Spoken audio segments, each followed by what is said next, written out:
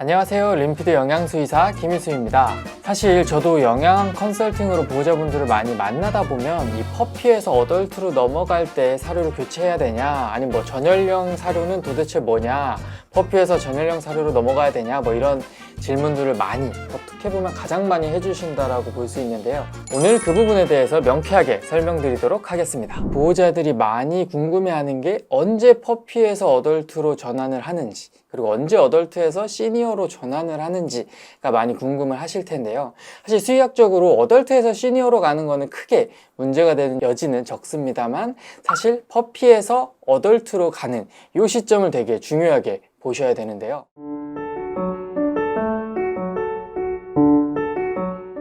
먼저 기본부터 짚고 가겠습니다. 퍼피와 어덜트 사료의 영양학적인 차이는 쉽게 말해서 단백질, 지방, 그리고 아미노산, 미네랄, 비타민, 물론 이 중에서도 여러 가지 종류가 있습니다만 이런 것들이 성견 대비해서 적게는 1.5배 그리고 많게는 2.5배까지 차이가 나는 그러한 성분의 조건이 존재한다. 즉 어덜트가 퍼피 사료를 먹었을 때는 영양의 과잉이 될 수 있다 라는 게 기본적으로 퍼피 사료에서 어덜트 사료로 바꿔야 되는 근원적인 이유라고 보시면 되는데요. 연령별 사료를 바꿔야 되는 거에 가장 큰 두 가지 포인트는 비만, 이제 골격 성장판 이쪽입니다. 그래서 비만에 대해서는 칼로리로 쉽게 이해하실 수 있을 텐데 성장판에 대해서 먼저 설명을 드리겠습니다. 성장판이 중요한 이유는 저희가 퍼피 성장기이냐 어덜트 성견기이냐를 가장 기본적으로 나누는 게 성장이 끝났냐 에 대한 부분입니다. 그럼 그 성장은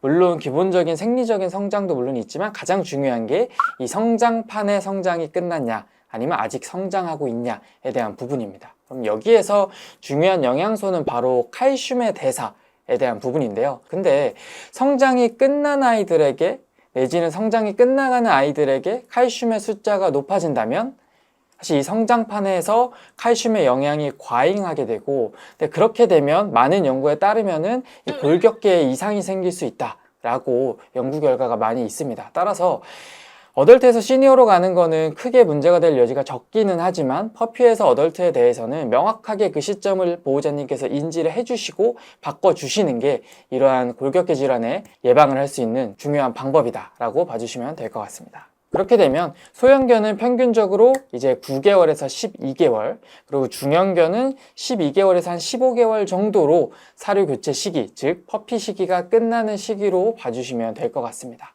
근데 문제는 대형견입니다. 사실 아까 말씀드린 이 뼈, 골격계 질환이 많이 나타나는 게 대형견이기도 합니다. 그래서 대형견은 실제로 워낙 레인지가 크기 때문에 12개월에 끝나는 아이들도 있지만 24개월에 끝나는 품종도 있습니다. 따라서 이 부분은 주치 선생님들한테 한번 물어보시는 게 좋습니다. 자, 그럼 이제 어떻게 바꿔야 되냐가 이제 또 보호자분들께서는 실질적으로 궁금한데요. 물론 다양한 방법들이 있습니다. 뭐 25%룰 해가지고 기존에 먹이던 사료 75%, 바꿀 사료 25%, 그 다음에 50대 50, 그 다음에 75대 25 이런 식으로 전환하는 방법도 있고 이거를 10%로 쪼개서 전환하는 방법도 있고, 근데 실질적으로 제가 보호자님께 말씀드리는 것은 아이의 장이 예민하다면 조금 더 쪼개서 굉장히 롱텀하게 보시고 사료를 교체를 해주시고요. 그게 아니라 사실 퍼피에서 어덜트로 갈 때는 아기들이 장이 튼튼할 때이기 때문에 조금 더 빠르게 전환을 해도 괜찮습니다. 그러나 이거는 정확하게 정해져 있는 규칙이 있다기보다는 우리 아이의 장 상태, 우리 아이가 뭐 설사를 평소에 자주 한다든지 이런 거를 좀 고려하셔서 선택을 해주시면 좋고요. 그리고 여기서 하나 팁을 말씀드리자면 어쨌든 사료의 구성이 변하게 된다라고 하면 장내의 마이크로바이옴이라고 하는 그 장내 미생물 총이 변경될 수밖에 없습니다. 그렇게 되면 건강한 아이들도 사료의 구성 성분이 많이 바뀐다라고 하면 설사나 이런 구토 같은 소화기 증상이 나타날 수 있는데요. 그런 거를 대비를 해서 이제 퍼피 사료에서 어덜트 사료를 바꿀 때쯤 에서는 좋은 유산균을 하나씩 첨가해 주시는 게 또 아이가 문제없이 장 트러블 없이 교체하는 또 주요한 포인트가 될 수 있습니다. 아니, 전연령 사료는 그럼 뭐냐?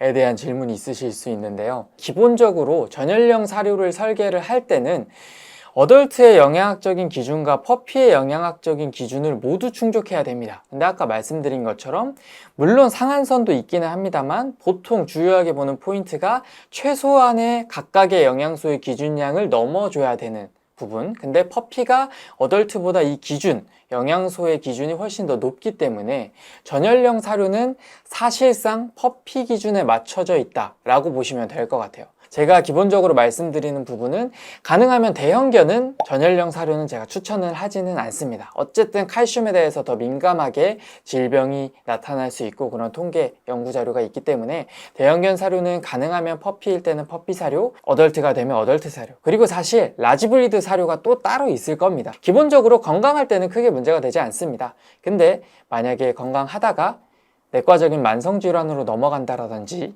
아니면 한 8세가 넘어가면서 이제 시니어적인 관리를 시작해야 될 때라든지 에도 전열형 사료를 급여를 하신다라고 하면 이 영양 과잉이 또 내과적으로 문제를 일으킬 수도 있기 때문에 그때 그 시점에 대해서는 좀 그에 맞는 연령별 사료를 급여하시는 것을 추천한다 라고 말씀드릴 수 있습니다.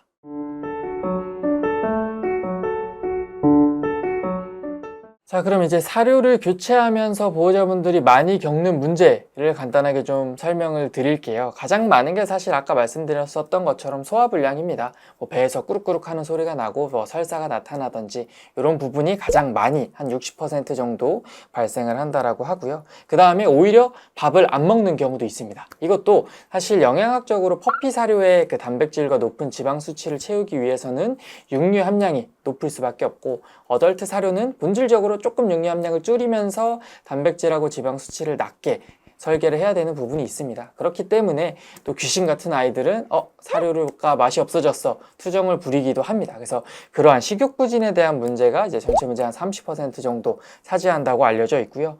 그리고 어쨌든 사료를 바꾸면서 단순히 사료가 좋다 안 좋다가 아니라 우리 아이에게 알러지 원으로 발생하는 원료가 퍼피 사료에는 없다가 어덜트 사료에는 또 나타날 수 있습니다. 그래서 이러한 식이 알러지 반응 또 한 10% 정도 차지를 한다고 나타나 있습니다. 그래서 알러지에 대한 부분은 사실 또 이거 따로만으로 해드릴 얘기가 많지만 어쨌든 만약에 이 퍼피에서 어덜트 사료를 바꾸면서 알러지 반응이 나타난다 라고 하면 오히려 운이 좋은 걸 수도 있습니다. 건강한 시기에 알러지 의심되는 원료를 찾을 수 있는 또 기회이기 때문에 사료 뒷면의 라벨을 보시고 어떠한 원료가 없다가 생겼는지 이런 것들을 체크해서 우리 아이가 여기에 알러지원이 있구나 라고 판단을 해주시고 당연히 다시 퍼피 사료를 잠시 돌아가셨다가 새로운 어덜트 사료, 그 알러지원이 없는 어덜트 사료를 찾아서 공급을 하시면서 하나씩 제거해 나가는 방식이 필요하다라고 조언 드릴 수 있을 것 같습니다. 네, 오늘은 처음 진행하는 이런 형식의 컨텐츠로 이제 연령별 사료, 특히 그 중에서도 퍼피에서 어덜트 교체하는 이 부분에 대해서 먼저 설명을 드렸는데요.